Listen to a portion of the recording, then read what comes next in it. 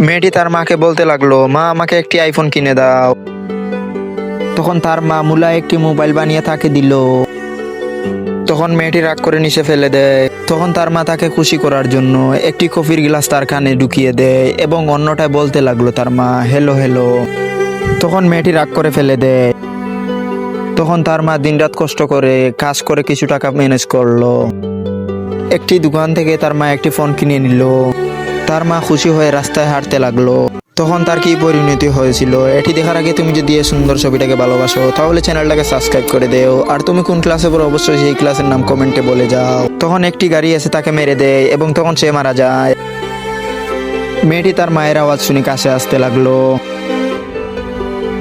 এবং মেয়েটি তার মায়ের অতীতের ব্যবহার করা সে অনুভব করতে লাগলো। তো বন্ধুরা, তুমিও তোমার মা বাবার সাথে এরকম আচরণ করো না যাতে তারা চলে যাওয়ার পরে তোমার সারাটা জীবন পস্তাতে হয়।